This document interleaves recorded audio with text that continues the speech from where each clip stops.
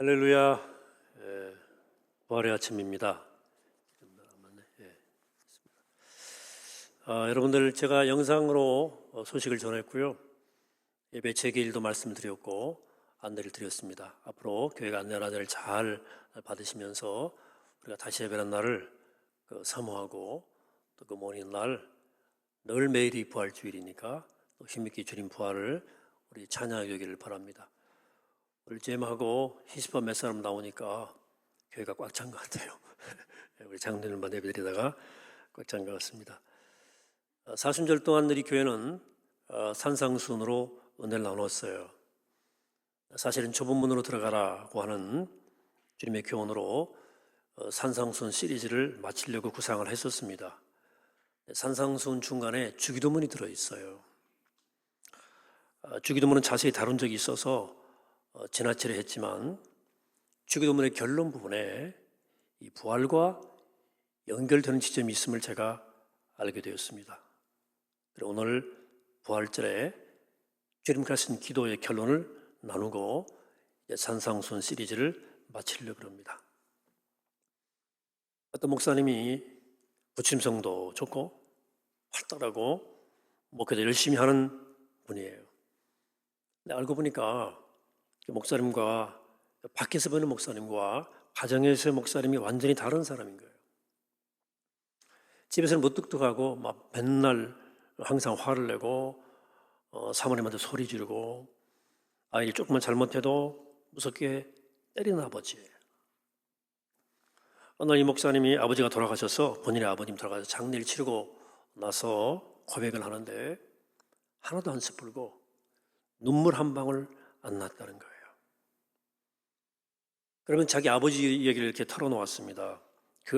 그분의 아버님도 목사님이셨는데 직업 군인으로 계시다가 늦게 목사님이 되셨고 뒤늦게 목회하시느라 너무나 가난하게 살았다는 거예요.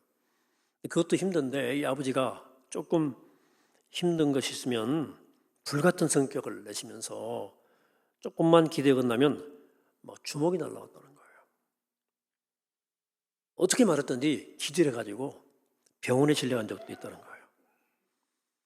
나중에 어찌어찌해서 목사가 되고 나이 든 아버지를 이해했다고 품었다고 생각을 했는데 돌아가셨는데 눈물이 안 나오더라는 거예요.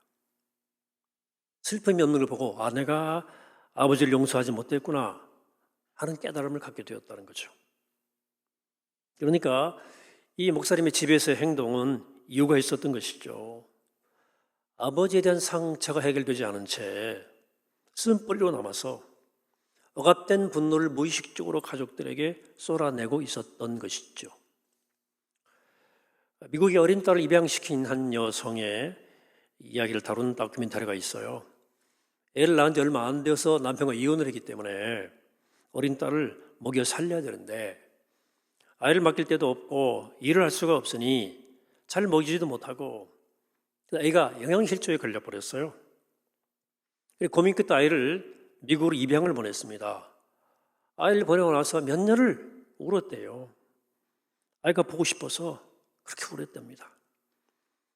무사한 세월이 흐른 다음에 어떤 프로그램의 도움을 받아서 30년 만에 이 딸을 보러 미국으로 날아가요. 이 엄마의 소원은 한번 딸 한번 안아보고 따뜻하게 밥 한 끼 먹고 싶었던 것인데, 문제는 미국에서 사는 딸이 엄마를 안 만나겠다는 거예요. 이 딸이 인터뷰하는 동안 계속 웁니다. 나 버린 엄마 절대 용서할 수 없다는 거예요. 엄마 안 만나겠다는 거예요. 근데 그 장면을 역설적으로 그녀가 얼마나 엄마를 그리워하는지를 말하고 있는 겁니다. 하지만 엄마에 대한 깊은 상처가 엄마를 만나고 싶어하는 마음을 억지로 누르고 있는 거거든요. 이 마음의 부조화가 얼마나 고통스럽겠습니까? 정말 강렬하게 엄마를 보고 싶은 마음과 상처 때문에 엄마를 보지 않겠다는 이 마음의 언밸런스가 얼마나 한 인간을 괴롭히고 있는 겁니까? 이게 대체 누구의 잘못일까요?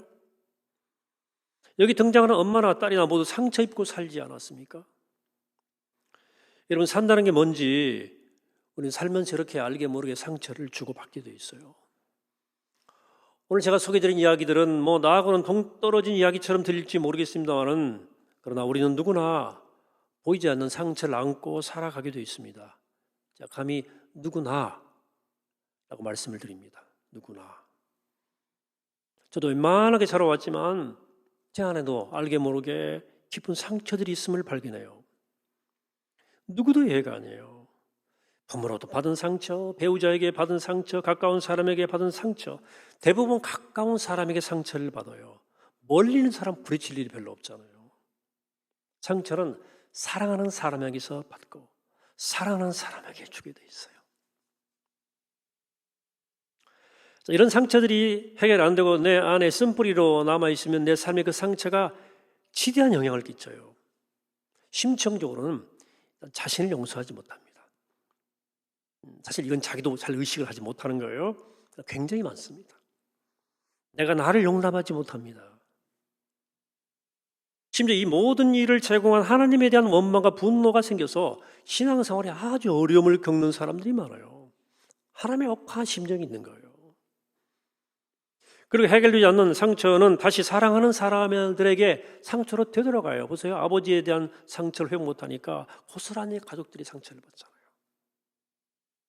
우리가 행복하지 않은 이유는 돈이 없어서도 아니고 성공하지 못해서도 아닙니다. 우리 내면의 상처들, 그 상처가 만들어내는 불안한 감정들, 누군가를 향한 알 수 없는 분노가 삶을 어지럽히기 때문입니다. 그래서 우리가 원하는 걸 가져도 행복하지 않아요. 겉으로는 어른인데 깊은 상처 입은 내면의 아이가 내 안에 웅크리고 있기 때문입니다. 이 모든 얽히고 설킨 상처와 내면의 무질서를 해결하는 한 절대 인간은 행복할 수 없습니다. 그런데 이 내면의 무질서를 바로잡아주는 힘이 있는데, 놀라운 힘이 있는데, 이게 바로 용서입니다. 많은 사람들이 용서 못하는 마음을 갖고 살아가요. 용서하는 사람 정말 드뭅니다. 진정한 용서하려면, 진정으로 행복하려면 용서할 용기가 필요해요, 여러분들. 용서는 용기가 필요합니다. 이런 용서 없이 부부 생활이 가능합니까? 용서 없이 자녀를 바르게 키울 수 있나요? 용서 없이 어떤 종류의 인간관계도 부조합니다. 깨져 있는 거예요. 어떤 사회, 어떤 공동체도 용서 없이는 건강하게 지탱할 수 없습니다. 앞서 말씀드린 것처럼 오늘은 산상순 시리즈의 마지막 시간이면서 산상순에 나오는 오늘 주기도문 본문과 관련지어서 주님의 말씀으로 부활 메시지를 제가 전합니다. 왜냐하면 부활은 용서와 밀접한 관계가 있어요. 주님 부활은 인류를 향한 용서의 사건을 통해서 일어났기 때문입니다. 주님 부활하시기 전에 있었던 모든 고통스러운 사건은 용서와 깊은 관련이 있습니다. 용서는 부활로 가는 길이에요. 본문입니다. 다시 봅니다. 너희가 사람의 잘못을 용서하면 너희 하늘 아버지께서도 너희 잘못을 용서하시려니와 너희가 사람의 잘못을 용서하지 아니하면 너희 아버지께서도 너희 잘못을 용서하지 아니하시리라 그랬어요. 이게 주기도문의 결론이에요. 주기도문 쭉 가르친 다음에 이 말씀 이어서 하신 거예요. 말하자면 주기도문의 핵심을 요약한 거예요. 주기도문 이런 문장이 있죠. 우리가 우리에게 죄 지은 자를 사하는 것 같이 우리 죄를 사하여 주옵시고. 이 문장 가만히 보면 우리가 죄를 용서받으려면 우리에게 죄 지은 사람을 먼저 용서해야 한다는 전제가 깔려 있죠. 하나님께 용서를 구하려면 나에게 죄 지은 사람을 먼저 용서해야 한다는 거예요. 먼저. 내가 용서받는 일과 내가 남을 용서하는 일은 서로 다른 일이 아니라. 여러분, 또 남을 용서하는 일은 나를 용서하는 일과도 관련이 밀접하게 있어요. 남을 용서하지 못하는 사람은요, 사실은 자기에게 관대하지 못할 사람의 가능성이 높습니다. 자신을 깊이 사랑하지 못하는 사람, 자신을 있는 그대로 용납하지 못하는 사람일수록 용서에 서툴러요.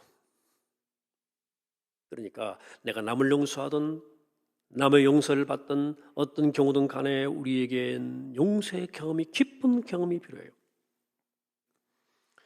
예수님 병자들 고칠 때마다 네 죄가 사하여졌느니라고 말씀하셨습니다. 조금 이상하지 않습니까? 병을 고치셨는데 왜 갑자기 죄가 사하여진다 그래요? 예수님의 치유의 목적은 분명했습니다. 몸과 영혼의 온전한 토탈 셀레브레이션, 온전한 회복이에요. 그러기 위해서는 죄사함 즉 용서가 결정적으로 중요합니다. 자, 지금 안수의 몸을 고쳤는데 그것만 가지고는 소용이 없어요. 내면이 골마 썩어져 있는데 그 사람은 온전하다고 말할 수 있겠습니까? 생각해 보세요.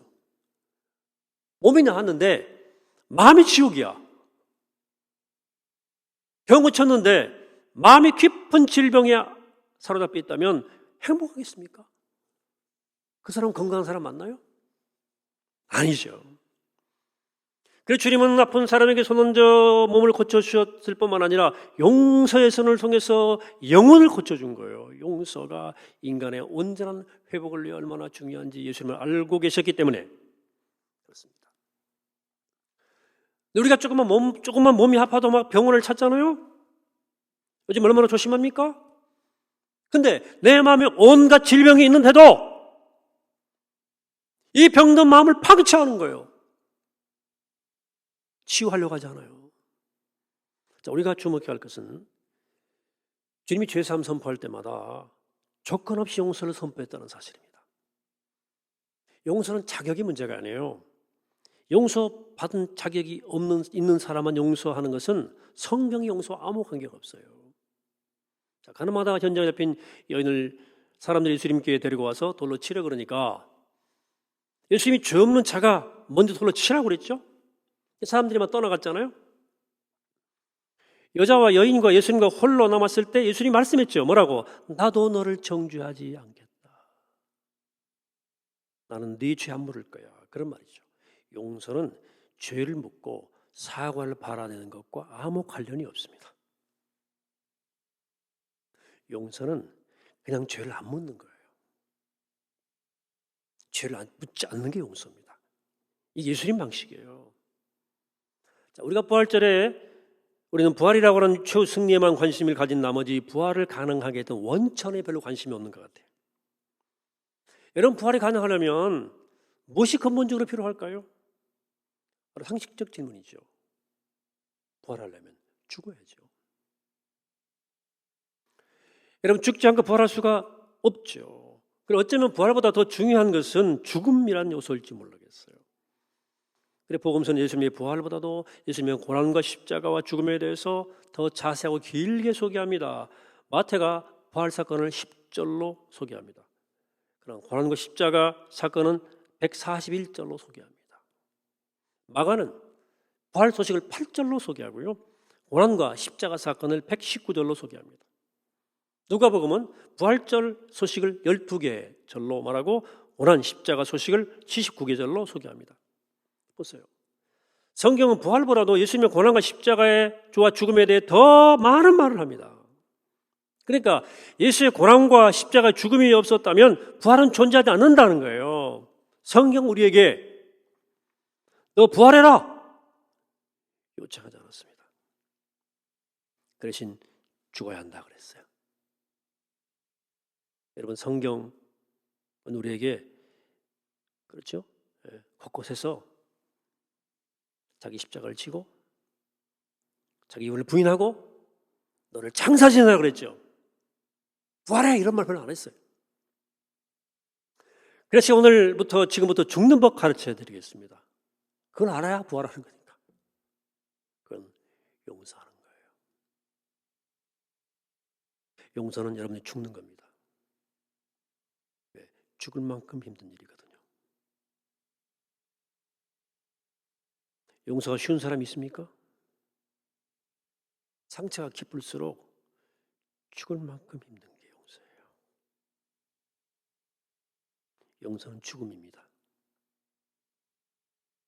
내 자아가 죽지 않으면 용서는 불가능합니다. 어떻게 나를 버리지 않고 나를 힘들게 했던 사람 용서할 수 있나요? 이건 정확히 죽음이에요. 여러분, 죽지 않고 죽는 방법, 살아서 죽는 방법, 그래 부활로 갈 수 있는 방법 뭔지 아세요? 용서하는 거예요. 힘들어도 죽을 것 같아도 해야 돼요. 용서는 우리를 새 생명으로, 새 사람으로 이끄는 길이에요. 돌아가신 아버지조차 용서하고 싶은 게 인간이거든요. 30년 만에 만난 엄마조차도 만나고 싶지 않은 게 인간이거든요. 절대로 그놈은 용서할 수 없다. 이게 있잖아요. 그 왕과 나를 죽이는 길은 용서하는 것입니다. 근데 용서하고 싶은데 용서할 마음이 없을 때 어떻게 합니까? 그게 마음이 안 생기잖아요. 안 되는데 어떻게 해야 됩니까? 용서가 안 돼요. 제가 답을 드릴게요. 그래도 용서하세요. 중독 전문가들, 이 심리학자들, 뇌과학자들이 발표한 연구 발표가 있어요. 제가 언뜻 말씀을 드린 기억이 나는데요. 중독에서 벗어나는 가장 좋은 방법에 대한 그 발표예요. 방법은 즉시 끊는 것이다. 아니, 안 끊어져가지고 중독인데 즉시 끊는 게 방법이라니까 좀 허망하잖아요. 중독자들 대부분이 내일 끊겠다는 거예요. 내일 끊어야지. 자기를 속이는 겁니다. 그것은.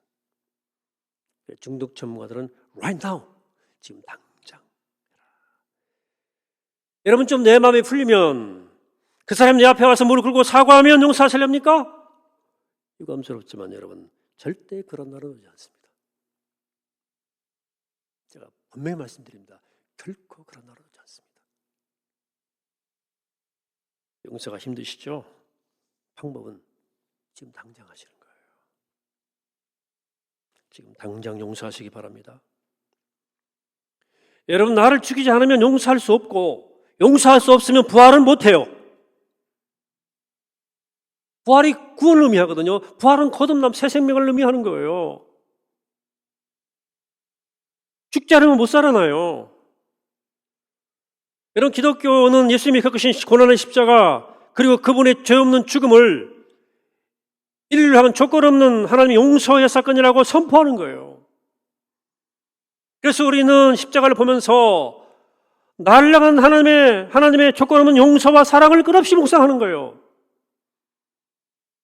그래서 누군가를 용서하기 힘들 때마다 십자가를 보면서 그 어마무시한 용서의 능력을 빌려오는 거예요. 예수 믿는 건 그런 겁니다. 내 힘으로 못하니까 예수님의 힘으로 용서하게 도와달라고 저 힘을 빌려오는 거예요. 저는 코로나19 이후에 우리 사회에 대해 묵상하면서 우리 민족의 부활은 용서에서 온다, 그런 생각을 깊이 하고 있습니다. 용서는 하나 되게 하는 힘이거든요. 우리나라 분단되어 있고요. 분단된 남한 사회 자체가 팔갈이 지켜져 있어요. 주중에 국회의원 선거가 있습니다. 꼭 투표하시기 바랍니다. 비례 투표를 당이 너무나 많아가지고 좀 헷갈리긴 해요. 꼭 투표하시기 바랍니다. 부탁드리는 것은 이웃 중에 상대가 나하고 다른 선택을 해도 서로 존중해 주시기를 바랍니다. 그게 민주주의예요. 나하고 다른 선택을 했다고 그래가지고 서로 왼수되고 등지는 것은 민주주의할 자격이 없는 거예요. 여러분, 성북교인들은 제발 그러지 마세요. 민주주의란 각자의 생각을 투표로 말하고 결과에 승복하는 겁니다. 그리고 하나의 길로 같이 가는 거예요. 그게 민주주의 아닙니까? 왜 왼수가 돼요? 자, 코로나19 이후에 대해서 많은 자료를 보고 성찰하면서 코로나19 이후의 상황이 우리나라에게 기회일 수 있다는 생각이 막 들어옵니다. 여러분, 경제 용어입니다만은 여러분, 커플링, 디커플링이라는 말 들어보셨나요? 커플링이라는 말은 아시죠? 디커플링. 커플링은 세계 경제 흐름에 따라서 커플링, 전 세계 나라들이 영향을 받는다는 거예요. 이게 세계 경제 중심은 미국이 있죠. 그래서 아무리 우리가 방역을 잘하고 안정이 되어도 전 세계적인 팬데믹으로 인해서 세계 경제가 안정이 안 되고 휘청거리면 우리나라도 심각한 영향을 받는다는 게 커플링입니다. 저도 이 생각을 하고 있었는데요. 이런 생각을 뒤집은 게 있는 말이 있는데 그게 디커플링이란 말이에요. 하버드 대학의 탈리스 테이셔라가 쓴 용어, 대학은 지구센 대학에 나왔죠. 이 사람이 쓴 책이 디커플링이라는 책이 있어요. 요 책인데요. 아주 전 세계적으로 유명해진 책입니다. 그 사람이 여러 나라의 기업을 연구하면서 세계는 꼭 세계 경제에 예속되는 것이 아니라는 것을 발견했어요. 그런 나라들이 소위 금융위기 때도 막 인도 같은 데 막 경제가 화랑하고 그랬거든요. 디커플링이에요. 앞으로 세계를 이끄는 경제는 선진국, 후진국으로 구별되는 것이 아니고 디커플링의 나라와 커플링의 나라로 나눠진다는 것입니다. 그러니까 그 최근에 한 인터뷰에서 한국은 이제 디커플링의 국가로 세계적 스타가 되었다는 거예요. 한국은 코로나19 이후에 곧 엄청난 기회가 온다는 것이죠. Tremendous opportunity라고 했어요. 그래서 코로나 바이러스를 통해서 생명의 위기를 겪은 세계는 이제 더 이상 가격이나 경제성을 따지는 가성비로 소비하지 않고 생명과 안전을 필히 생각하고 이것을 위해서 호비용을 지불한다는 거예요. 코로나19의 과정에서 중국은 투명하지 않고 안전하지 않았고 미국도 유럽도 그랬는데 한국은 투명하고 안전한 나라로 세계인들에게 지금 각인되고 있다는 거예요. 그래서 한국이 코로나19 이후에 어마어마한 기회가 tremendous opportunity가 온다는 거예요. 엄청난 기회가 온다는 거예요. 그러면 얼마나 좋을까 싶지 않습니까? 제가 가만히 들으니까 전혀 허황된 얘기는 또 아니더라고. 전제가 있어요. 우리가 하나 될 때예요. 남북 물론 우리 사이 깊은 갈등은 분단과 전쟁을 치른 비극과 관련돼 있어요. 상처가 많고 내상이 깊습니다. 여러분 정말 멀쩡한 사람이 말도 안 되는 얘기를 하고 그런 생각할 때 얼마나 답답하십니까? 나 정말 화가 나요. 같은 공간에 있고 싶지 않은 때도 있어요. 그러나 세상은 끼리끼리만 살 수 없는 곳입니다. 힘들어도 하나의 길을 우리는 가야 됩니다. 그래야 이 기회가 우리에게 새로운 기회로 다가올 수 있다고 저는 믿습니다. 우리가 이번 코로나19를 통해서 배우는 것은 네가 아프면 내가 아프다는 거죠. 우리 무절제함과 탐욕이 멈추지 않음으로 해서 자연이 얼마나 아팠으면 우리에게 이런 병정 바이러스를 다가왔겠습니까? 자연인들 우리를 괴롭히고 싶었겠습니까?